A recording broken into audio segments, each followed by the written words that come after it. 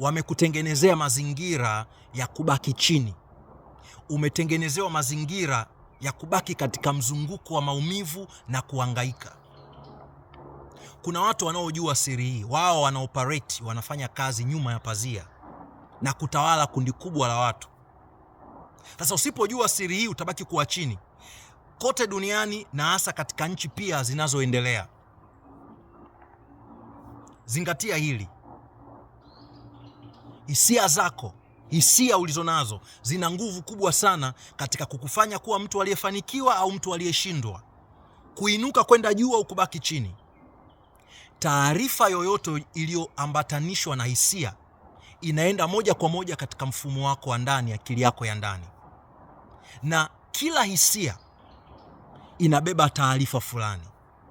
Kama hisia ni ya furaha, inabeba taarifa fulani chanya ya furaha. Kama hisia ni ya maumivu, ya hofu, ya uchungu, inabeba taarifa fulani ya kukubakisha chini, ya kujiona kwamba unaonewa, ya kujiona kama muathirika. Yaani ukiwa muathirika, ina maana unakuwa wakutawaliwa, wakuwa chini, kwamba wewe ndio unayekandamizwa.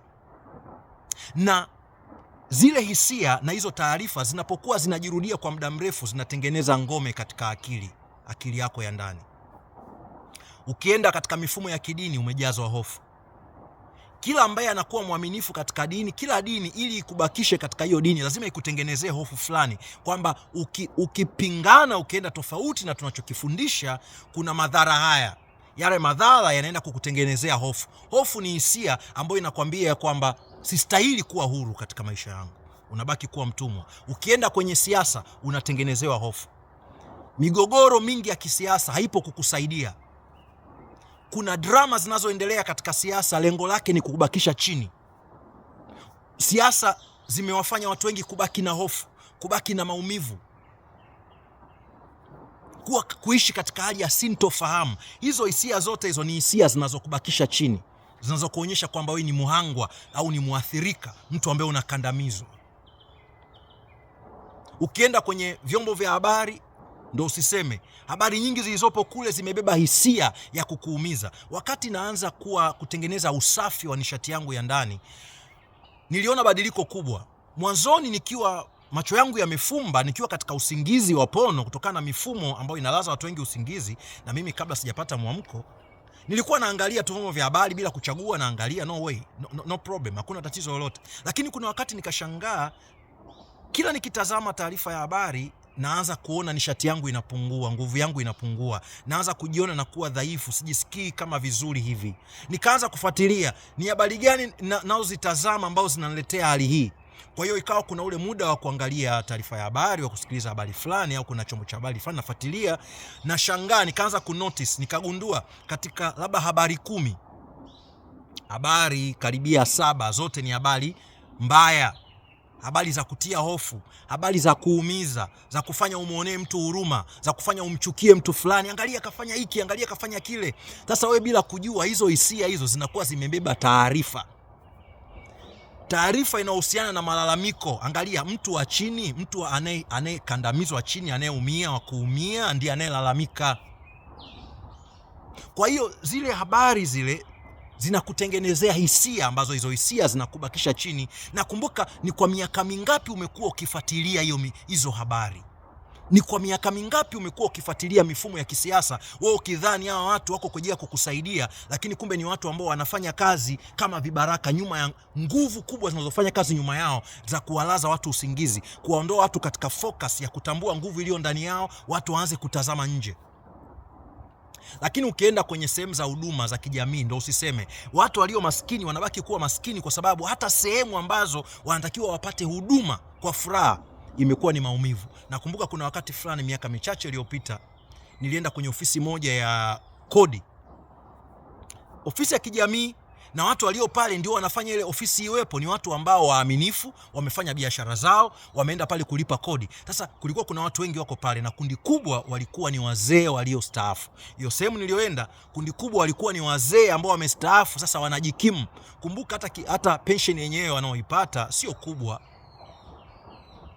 ya kutosheleza kila kitu kwenye maisha yao, na unafahamu mazingira ambayo wafanyakazi wengi wa kijamii ambao maisha yao yanavyokuwa ni maisha duni, hasa katika nchi nyingi zinazoendelea. Lakini cha ajabu, kila mtu wa pale alikuwa analalamikia wale watu ambao maafisa wanaokadiria kodi wanakadiria kodi pasipo kuangalia uhalisia wa wale watu. Kila mtu, kila nyuso, nilivyokuwa nikiangalia nyuso za wale watu wamekaa pale wamejikusanya, walikuwa ni watu wengi sana, wote nyuso zao zimekunjamana, wote nyuso zao zimeinama. Sikia, hata kama kuna wewe sio mwenye makosa kweli, kuna maafisa wanafanya makusudi labda kutengenezea mazingira utoe rushwa ili akupunguzie kodi na nini. Kumbuka unavyonuna, unavyokunja sura, wewe ndio unayeumia zaidi. Hisia ya kunungunika, hisia ya kuumia, hisia ya kulalamika. Kwa hiyo kuna mifumo inayonufaika na nguvu zetu wanadamu, inakutengenezea mazingira ya wewe kulalamika, inakutengenezea mazingira ya wewe kuwa mtu wa hasira muda wote, inakutengenezea mazingira ya wewe kuwa mtu wa kuwa frustrated. Na ukitembea na hizo hisia kwa muda mrefu, zinakubakisha chini. Huwezi kupiga hatua kwenye maisha yako, huwezi kwenda kwenye uhuru kwenye maisha yako kama utatembea na hizi hisia zenye kuumiza. Na ndio maana watu waliofanikiwa wanatoa kipaumbele katika kuchuja na kutazama au kukagua aina za hisia ambazo wako nazo. Chochea hisia za furaha, chochea hisia za shukurani, chochea hisia za imani na uwezekano. Kwa hiyo hiyo ndio njia ya kubadilisha matokeo. Ina maana ni kwamba sio swala la kulaumu mtu. Hii ndio mifumo ilivyo. Haiwezi kubadilika moja kwa moja ikakufeva wewe. Ili uweze kubadilisha mifumo, inabidi wewe kwanza ubadilike. Kundi kubwa la watu wakipata hii elimu, wakajua kwamba suluhu haiji kwa kulalamika wala kukasirika wala kwa kutupa mikono. Suluhu inakuja kwa kuingia ndani na kubadilisha taarifa iliyo ndani yako. Kundi kubwa la watu likibadilika, ndio mifumo itabadilika. Kwa sababu hata hiyo mifumo yenyewe imewekwa na watu.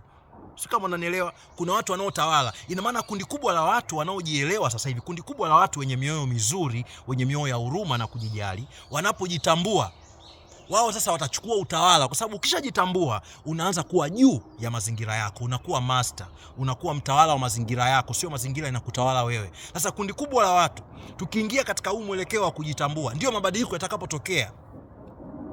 Sio kama unaelewa. Kwa hiyo huu ni mtego huo.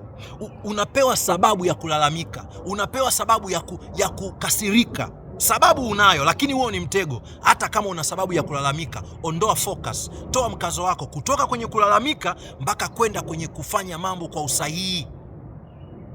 Wasome, kama unakupa ushauri, ukienda kwenye maofisi kama hayo, kwanza jiandae kisaikolojia. Sema hivi, hii ofisi inayoenda, kuna watu watanisumbua, kuna watu watanitaka nikasirike. Sasa ninachokifanya mimi, naenda pale nikiwa na matarajio yako kwamba watanizingua. Yani nenda hivyo kwamba watanichukulia poa, watanifanyia mambo ya mimi kukasirika. Kwa hiyo siendi pale kutaka matokeo leo. Naenda pale kusoma tu, kupata taarifa, nione wanavyosumbua na wasoma. Kwa hiyo ukienda pale unamsikiliza mtu, ili nikamilishe kitu fulani nahitaji nini? Anakwambia 1 2 3, wakati anajua viko vitu 5. Unamwambia, je, ni vitu 3 tu vinavyohitajika? Ndio, ni vitu 3 tu. Unaweza ukanipa karatasi ukaniandikia hivyo vitu? Naomba uniandikie hivyo vitu, vitu unavyohitaji, ni haki yako. Unaongea hivyo ukiwa unawaenjoy, unamtabasamu yule mtu, unamwangalia yule mtu anakuchezea mchezo. Kwa hiyo wewe unachokifanya, unaona mchezea mchezo, lakini mchezo wake, mchezo wako wewe unatabasamu kwa sababu huna haraka. Usiende katika maeneo ambayo yamelengwa yako kwa ajili ya kukuumiza, yako kwa ajili ya kukufanya ulalamike. Usiende ukiwa na matarajio ya kupata kile unachokitaka. Nenda pale ukijua kabisa watu watakusumbua usipate unachokitaka. Kwa hiyo nenda ukiwa una lengo la kutaka tu kuenjoy hiyo situation. Pole, kamilisha jambo lako pole, usitaki haraka kukamilisha mambo ya haraka. Watakukwamisha na lengo lao, wanafanya hivyo makusudi ili wewe uumie, ukasirike. Unavyoumia na kukasirika, unashusha nishati yako kwenda chini. Unazidi kukaribisha mambo yatakayokufanya usione matokeo kwenye maisha yako. Hii ni siri. Kama umejaliwa kuelewa, utaelewa. Kwa wewe ambaye unataka kupata msaada wa kuponya haya majeraha na maumivu ambayo umekaa nayo kwa muda mrefu, kwa sababu kumbuka, tangu tunakuwa kwa muda mrefu tumetembea na hizo taarifa, unakuwa umejazwa kabla hata hujaelewa. Leo unaelewa, na miaka mingapi unasikia habari kama hii. Kwa hiyo kuna vitu vingi vimekaa ndani yako, uponyaji wake ni wa polepole. Kwa hiyo kama unataka kujiunga na program ya uponyaji, tunaanza wiki hii program ya uponyaji. Karibu sana. Program ya uponyaji itaenda kubadilisha matokeo kwenye maisha yako, lakini cha kwanza itaenda kukusaidia kuipata furaha na amani ya ndani, uwe mtu yule aliyekusudiwa kuwa katika sayari hii dunia.